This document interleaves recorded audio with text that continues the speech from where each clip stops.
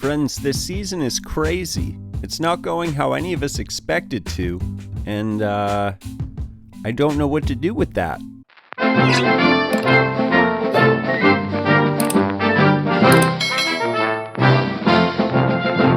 Friends, welcome back to poezs Picks, the football show where I tell you what I think is going to happen, and then something completely different happens. It's become a parody show, and that's fine.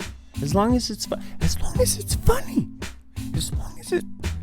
long as it's funny, right? This week, we're going to talk fantasy. We're going to talk the football card stock watch. We're going to talk about who effed me big time last week.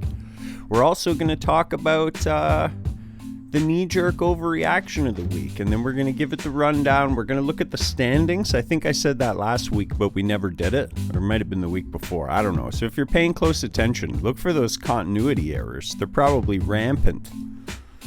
On the plus, in terms of this, we are through October, which means I have a lot more free time now, or at least a little bit more free time. Not so busy with all the shows. Haunt Manor has wrapped for another year. It was outstanding, another record-breaking year. And I had a lot of fun hosting ZMBY Radio, your carcass incineration station. It was a lot of fun. Check out hauntmanor.com, and we'll see you next year. But anyways, that's not what we're here to talk about. We are here for poezs Picks, and let's start it off with some fantasy football. Fantasy football. I had another awesome week last week. I won games in both my leagues. In the good league, I'm 7-1. I did eventually take a loss to someone very special, so it's okay, I suppose.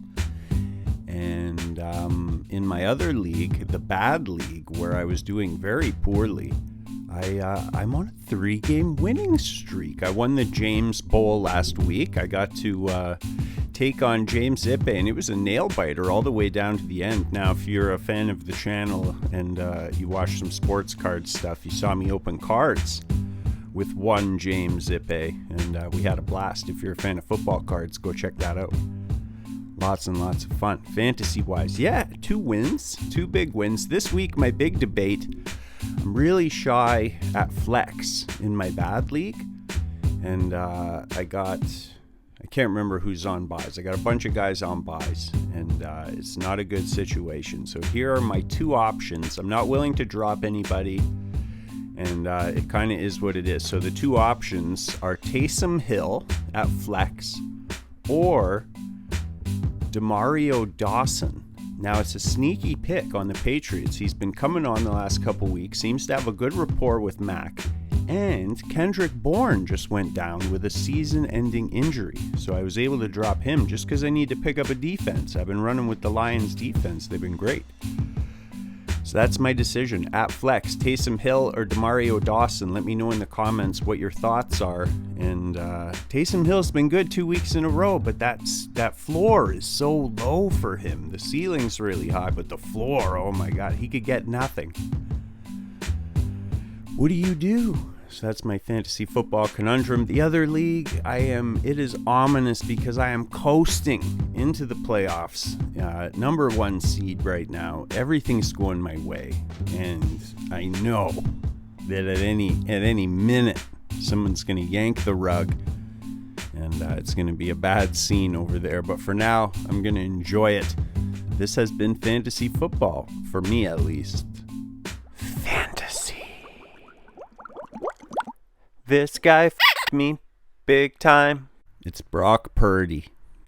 This guy f***ed me big time. It's the knee-jerk overreaction of the week. The knee-jerk overreaction of the week was tough. The knee-jerk reaction was tough this week. Look, here's the thing. 10 teams starting either backup or rookie quarterbacks this week. That's one-third of the league is starting backups. So buy the rookie cards of all those guys. Get them all. Get PJ Walker and Aiden O'Connell and Tyson Bagent and Tyler Heineke and Garner Minshew. Get them before you can't. Before it's too late. Get them. It's the knee-jerk overreaction of the week. Football Card Stock Watch. Friends, this is the Football Card Stock Watch now. I got so many of those cards. I probably spent like $100 on Brock Purdy rookie cards. I have about 25. I think I bought about 20 just when I saw them starting to go up in value, like 3 wins in, and I was like, maybe this is the guy. So I found anyone that I found for under $5, including shipping, I bought them for. So hopefully that doesn't come back to bite me, but right now they're going into their bye. I'm hoping they right the ship after the bye week. Hopefully Debo comes back and they get back to form, because the stock watch on those Brock Purdy's isn't good. That's dropping. Another guy who's dropping, who I put some stock in before the season started, and just like if I pulled his rookie, I put it in a top loader. I put it in a hard top in a penny bag, just in case. And I pulled a couple of good ones. I pulled a gold border parallel Desmond Ridder something or other. So like, we got a couple good ones. I got a die cut select, and yeah, what the hell? The guy just gets yanked. I also had him on a FanDuel ticket to acquire 5 rushing touchdowns, and he was at 3. The man was on pace. What the hell? Tyler Heineke? That's the guy? No, that's too many vowels in the man's last name. He can't play football out there like that. All those vowels don't even fit on the back of the jersey. So that's terrible. Get Desmond Ridder back in there. Free this man. Let him get his 2 touchdowns on the ground, 2 rushing touchdowns, so that I can win $35. That's what it's all about, winning cold hard cash, whether it's FanDuel or whether it's the Football Card Stock Watch. Football Card Stock Watch. Now, before we get to the rundown, everyone's favorite, the longest-winded, most boring part of the show, let's talk about the stats a little bit, and then we can apply that knowledge to the rundown and see. We're about the halfway mark of the season, so we can do projected wins and losses and get a gauge of what's going on without looking at the schedule or anything. So flawed logic, but who cares? Atop the AFC East, all tied at 6-2. The Dolphins, the Chiefs, the Ravens, the Jags, crazy, all 6-2. That's weird. So the AFC East, Dolphins, Bills at 5-3, right behind. They still have to play one more time this year, so the Bills could even that up. Don't look now. The Jets, 4-3. The Patriots, 2-6. We'll just skip past that, steamroll that tidbit of information. They are done this year. They suck. The Chiefs, 6-2. The Chargers, only 3-4. Now, I thought more of the Chargers this year, and the Raiders, of course, people thought would be better than they are, but Jimmy Garoppolo's terrible, and the Raiders are losers. I said it in episode 1 of the season. They're just not it. They are not winners. They did just fire the head coach, so we'll see if that makes a difference this week. And yeah, the Broncos, I don't know. They're like, are they hanging around? I guess like mathematically they're not out, but what's the rest of their schedule look like? Could they go on a run? I doubt it. The AFC North, the Ravens 6-2. Don't look now. The Steelers right behind them at 5-3. Of course, they've already played as of this airing, so. The Browns 4-3, the Bengals 4-3. That division's going to be a lot of fun to watch, with the Browns doing better than I think everybody thought, and the Bengals starting to come around and look like they're back into form. The AFC South, the Jags, the Texans, the Colts, and the Titans. Now, I had high hopes for the Titans, and then I had high hopes again for the Titans with Will Levis coming in. Levi? Will Levis. But they couldn't get past the Steelers, and the Steelers, really, they aren't very good. They're worse than their record shows. Colts and Texans, I don't know. It's hard to tell. I think the Texans have won a couple in a row. Like, the Colts are coming on. Like, it's not an easy win, but it's probably a win. And then the Jags at 6-2, looking like Looking like a big fish in a small pond over in that division, really. Let's switch to the NFC. The Eagles with the best record in football at 7-1. The Cowboys 5-2. The Commanders 3-5. The Giants a lowly 2-6. Now I feel like that division is the Eagles to lose. Cowboys and Eagles I think play this weekend, so the Cowboys could gain ground, and the Eagles play the Cowboys. What am I doing? The NFC West, the Seahawks 5-2, the 49ers 5-3, the Rams 3-5, the Cardinals 1-7, and I picked the Niners to win the Super Bowl. They might not win their division. Like, they're trending downwards, and it's bad for me. So, boo Seahawks, and I hope whoever they play against wins, and go 49ers when they come back from their bye. NFC North, Lions look unstoppable. One of the best teams in the league, dominant for sure. The Vikings 4-4 without Cousins. I believe their season is cooked. They did trade for Josh Dobbs. I don't think he's starting this week, though. They got some other guy. Packers 2-5, and they're so much worse than I thought they would be. Jordan Love maybe isn't the guy. Romeo Doubs and Christian Watson, who there was a lot of hype over in the offseason, are not it. And the Bears are just in a tailspin. Now, the NFC South, the Falcons 4-4, the Saints 4-4, the Bucks 3-4, the Panthers 1-6. Could the Falcons win that division?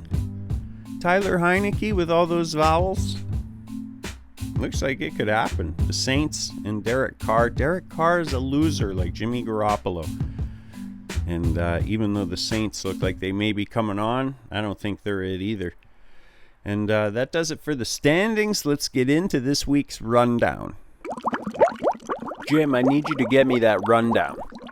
Let's have a look at the rundown, friends, and we'll take a quick look at some of the odds. We got Miami and Kansas City at 9:30 a.m. live from Germany. What does that mean?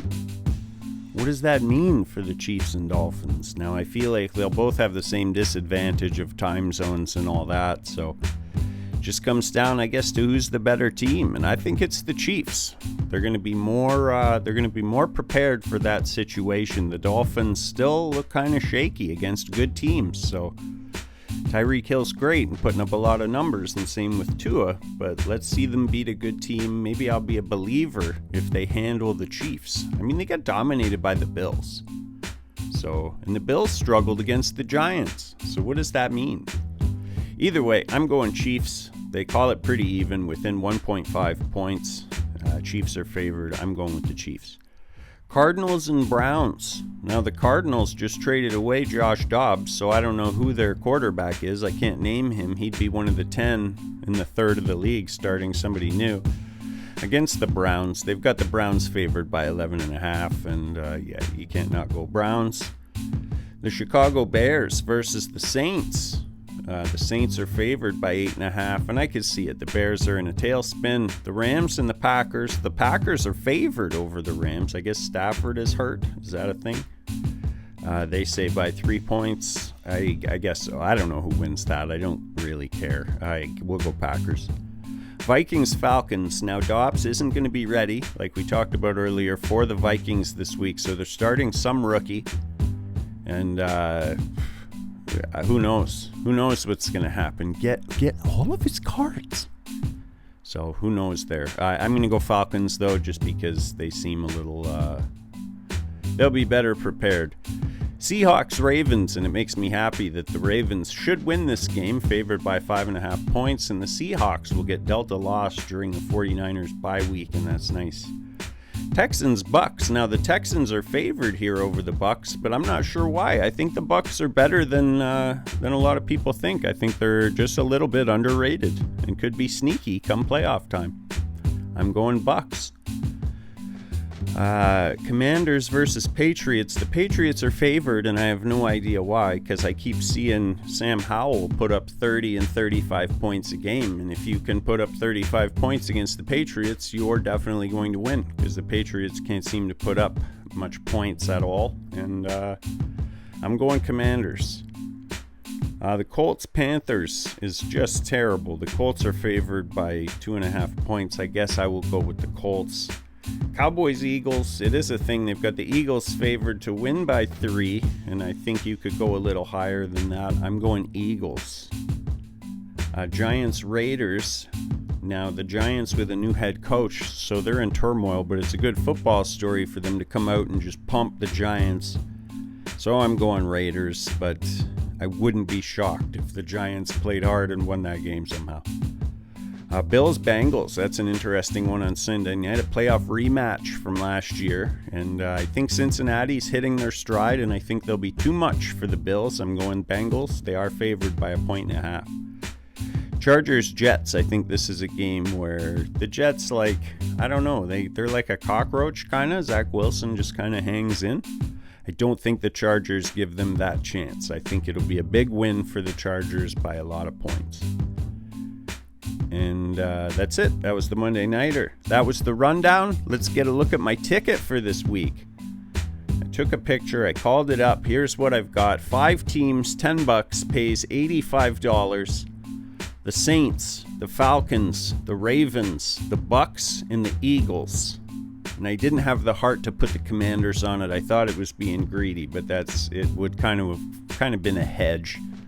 Where I'll watch the Patriots, and if they lose, then my ticket's good, and if they win, well, then the Patriots get a win. But I don't want it to be like that, you know? Jim, I need you to get me that rundown. Friends, thanks so much for watching this week on poezs Picks. I hope you have the best football Sunday. I hope all your snacks are hot, tasty, and delicious. And I hope all your tickets win. Please check out our sponsor, www.420dna.com, because if it's in you, it should be on you, just like it's on me, for all your subtle 420 apparel needs, as well as HoldenRoadsCoffee.com. It's always fresh, never tired coffee with personality. It's my favorite coffee, and it could be yours as well. Please like, share, and subscribe. Do all the things. Check back. I'm going to be opening some more cards soon. If you're not quite done with Halloween, check out my creepy playlist. It really got beefed up this season.